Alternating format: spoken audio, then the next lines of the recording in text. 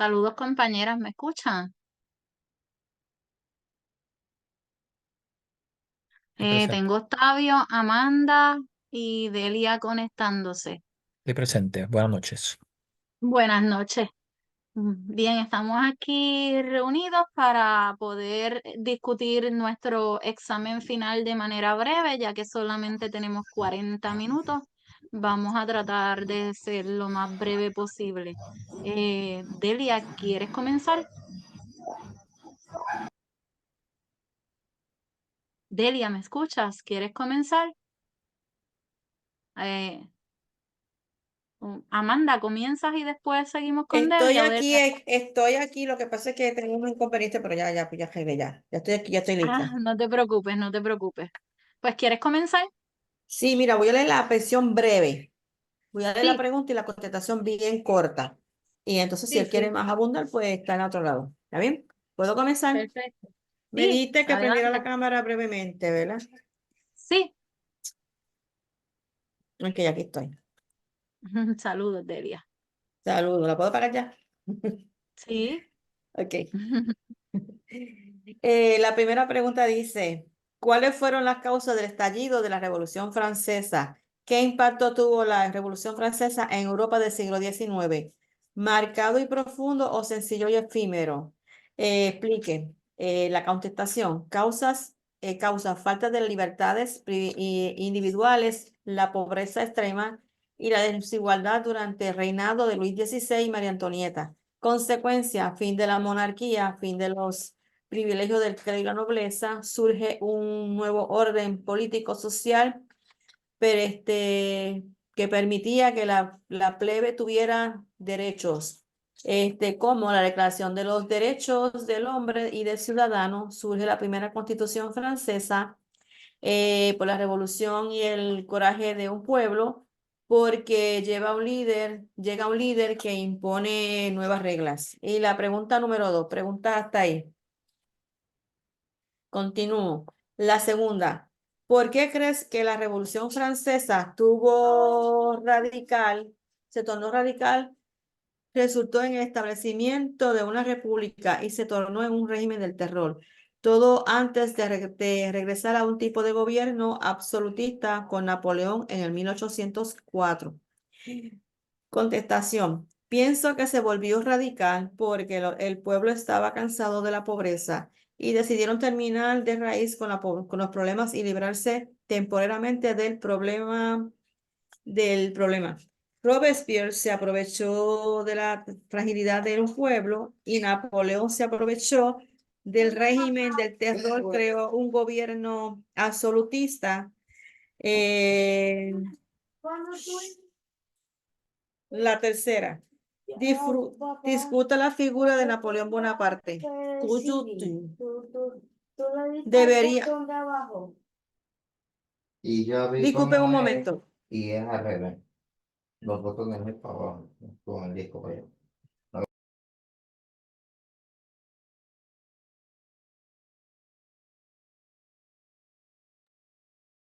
No sé si entonces. Sí, voy a Ah, otra vez. ok, Ya, ok. resolví la situación aquí. Ok, Ok, voy a no te repetir, preocupes. repito la pregunta. Discuta la figura de Napoleón Bonaparte. ¿Debería realmente ser vituperado hoy día? ¿Traicionó los ideales de la revolución o continuó los ideales de la misma? ¿Cuáles fueron sus mayores aportaciones? Explique. La contestación. Surge como militar y supo ser un buen, ¿verdad? Temporalmente un emperador francés. Ganó varias batallas expansionistas como Waterloo y Leipzig. Supo promover códigos de civiles, creó estabilidades políticas de Francia, abogó por la libertad religiosa, canalizó la administración del Departamento de Educación Superior, del Banco Central y entre otras cosas. ¿Cuáles fueron sus mayores aportaciones? Ya la acabo de leer.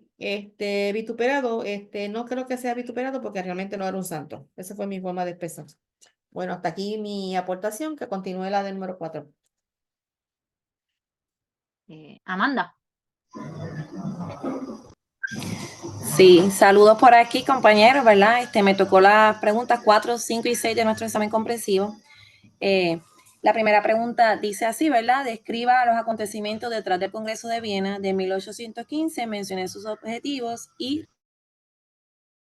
repercusiones.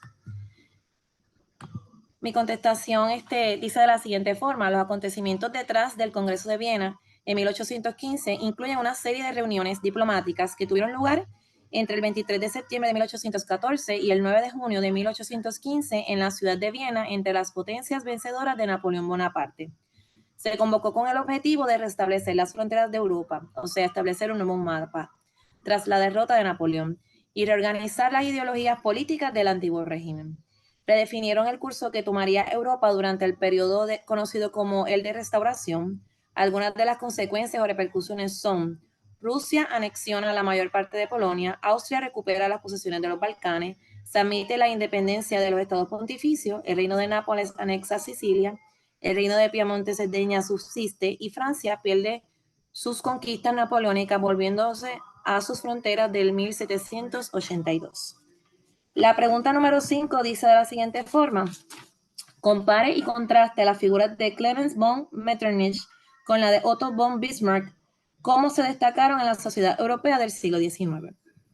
Von Metternich fue un canciller de Austria desde el periodo final de la Revolución Francesa hasta el 1848. Fue un firme conservador opuesto a los movimientos liberales y revolucionarios, dedicándose a la defensa de las monarquías europeas, siendo a través del Congreso de Viena el arquitecto de la Europa de hierro.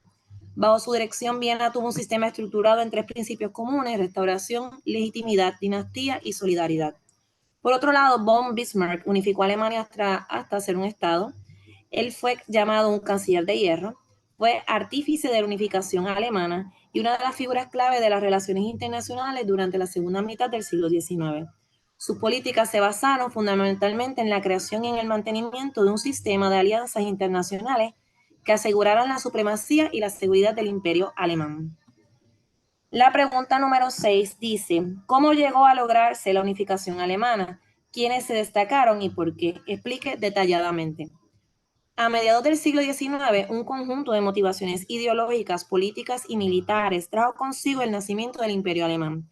Este vio su origen gracias a la inteligencia, astucia y estrategia de Otto von Bismarck e involucraría en el proceso 3 conflictos bélicos de gran escala, siendo uno de estos la Guerra Franco-Prusiana, la cual marcó el final del Segundo Imperio francés.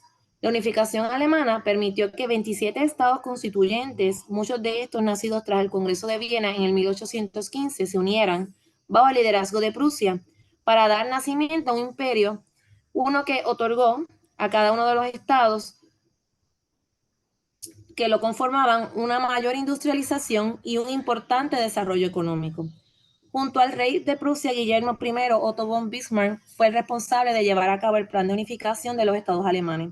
Esto sucedió con la caída del Imperio Germánico. El proyecto de unificación alemana, que se consolidó el 18 de enero del 1871, se basó en un plan político y militar de varias etapas, estando cada una de ellas representada por un conflicto bélico y un enemigo en particular. De esta manera, se descartó cualquier posibilidad de unificación alemana en torno a la corona de Austria.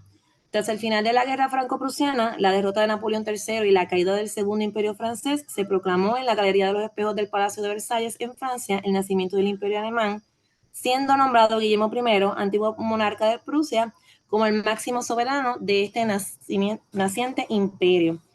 Bueno, compañeros, hasta aquí mi aporte. No sé si alguno tiene alguna pregunta o comentario sobre mi parte. Todo muy bien, entonces seguiría yo. A mí me Sí. tocó la 8, la 9 y la pregunta número 10. La 8 dice: menciona y explique las causas y consecuencias detrás de la Primera Guerra Mundial. ¿Quién fue el verdadero culpable y qué fue lo más significativo para ti? Entre las causas tenemos las alianzas. Se formó la Triple Alianza y la Triple Entente, creando un equilibrio de poder bien delicado entre las potencias. También tenemos una carrera armamentista, la cual aumentó el poder militar de los países. Tenemos el imperialismo, que era el anhelo de las potencias por expandir los territorios. Por otro lado, el sentimiento nacionalista, este sentimiento de superioridad de las naciones, se sentían una superior a la otra, y todas estas causas causaron rivalidades, tensiones y competencias entre los países soberanos. El asesinato del archiduque Francisco Fernando fue lo que causó el estallido de la guerra como tal. Entre las consecuencias tenemos las pérdidas humanas, tanto civiles como militares. También hubo millones de heridos, destrucción material en Europa. Europa quedó en ruinas tanto en infraestructura como a nivel económico, y tenemos que Estados Unidos emergió como una potencia económica. Para mí no hubo un solo culpable de la guerra, sino que fueron una serie de situaciones y de factores que ya llevaron al estallido de esa guerra. Comentario. Seguimos entonces con la número 9. Dice nacionalismo, militarismo, industrialización y liberalismo. ¿Cómo transformaron el panorama del siglo XIX? ¿Qué beneficios o desventajas hay detrás de estas ideologías hoy día? Vamos a comenzar con el nacionalismo. En el siglo XIX contribuyó a la formación de estados soberanos. Beneficios actuales que podría tener: puede generar un sentido de pertenencia y unidad en la población, pero por otra parte, una de las desventajas es que puede conducir al racismo, al nazismo y a los conflictos étnicos. Tenemos el militarismo. En el siglo XIX aumentó el poder militar de los países. Ventajas que podríamos tener en la actualidad es que garantiza la seguridad nacional de los países. Una de las desventajas es que puede llegar a provocar un estado de guerra. En cuanto a la industrialización, en el siglo XIX se transformaron las zonas agrarias en zonas industriales. Ventajas o beneficios actuales: tenemos una mejora en la calidad de vida, pero en cuanto a las desventajas tenemos desigualdad económica y social. ¿Algún comentario, algo que añadir? La número No. 10 dice, la Europa occidental del periodo describe la Europa occidental del periodo entre guerras. Puede enfocarse en aspectos sociales, económicos, militares o políticos. En cuanto al aspecto social, tenemos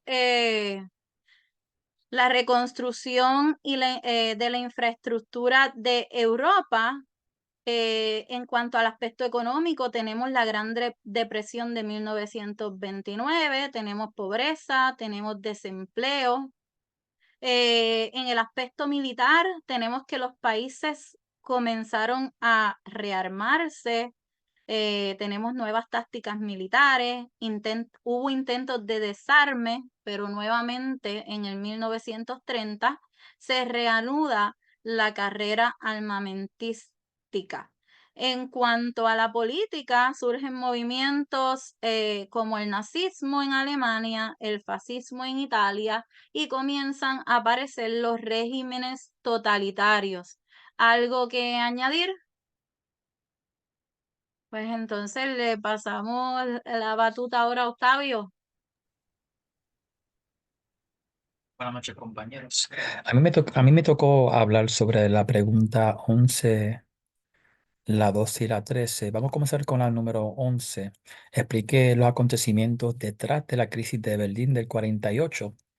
Cómo y por qué se dividió la ciudad, cuáles fueron los intereses que se repartieron sobre la ciudad y hasta cuándo pudo volverse a la normalidad. Esos acontecimientos detrás de la crisis de Berlín se remontan a la conferencia de Yalta en el 45, donde estuvo Stalin, donde estuvo Roosevelt, donde estuvo Winston Churchill, y se acordó una reunión en donde se acordó ahí una rendición incondicional de Alemania, en donde se dividiría en 4 zonas ocupadas por Estados Unidos, Gran Bretaña, Francia, la Unión Soviética, además de que ellos perderían su capacidad militar y sería, como dicen ellos, o decía en inglés, pero en español sería desnazificada, que es básicamente eliminar cualquier tipo de control nazi sobre esa región. Y además de que los rusos estaban interesados en que ellos asumieran responsabilidades de reparaciones por guerra. Pues básicamente, por una parte, la Unión Soviética querían quedarse con la parte de Polonia, ya que por ahí habían entrado en varias ocasiones en años anteriores para los conflictos bélicos. Y Gran Bretaña, Francia y Estados Unidos querían establecer una moneda en común para establecer un solo estado en la parte oeste de Alemania. Pero esto a los rusos no les gustó. Y básicamente cuando ellos se enteraron de eso, ellos se retiraron de una reunión. Y posteriormente a eso comenzó ese bloqueo que creó la crisis del 48, en donde cejaron todos los vías de comunicación terrestre, carreteras, vías de tren, acceso por diferentes canales, y básicamente dejaron 2.5 millones de personas sin acceso a comida, medicina, combustible, electricidad y otros bienes. 2 días después de eso, Gran Bretaña con Estados Unidos llevaron a cabo la operación aérea de ayuda humanitaria más grande que se había visto en la historia, y por 11 meses transportaron 2.3 millones de toneladas de suplido, hasta que básicamente 11 meses después, los rusos, viendo que el bloqueo no les funcionó, pues se retiraron el bloqueo en mayo del 49, y eso básicamente marcó el final del bloqueo, pero sí marcó una división entre Alemania del Este y del Oeste. Y también cimentó pues la fundación o los principios de lo que sería entonces la Guerra Fría. Esa es la pregunta número 11. ¿Dudas o preguntas? ¿Estamos bien? Ok, vamos con la 12. ¿Quién fue Joseph Stalin? Discuta cuál fue su rol en la Guerra Fría y detrás de la Unión Soviética. ¿Cómo pudiese compararse con otras figuras emblemáticas de la historia contemporánea? Stalin es una de las figuras más controvertidas del siglo XX, y bajo su mandato extenso de casi 3 décadas convirtió a la Unión Soviética en una potencia industrial y militar. Pero ¿sabes qué? También causó la muerte de millones de personas. Desde joven le interesó a su madre la educación, por eso que en el 99, o sea, en el 1899, Stalin va a estudiar a Georgia, y ahí donde se expone por primera vez a las ideas marxistas. Esto marcaría básicamente su filosofía de gobernar el resto de su carrera política. Durante su gobierno, él estuvo básicamente al final ¿sabe? De la presidencia de Lenin, y hasta incluso cuando Lenin vio en él un potencial peligro, él quiso advertir a sus aliados, y Stalin logró callar a Lenin. Posteriormente, cuando Stalin llegara al poder, él básicamente se encargó de neutralizar o anular cualquier tipo de oposición que tuviese en su camino.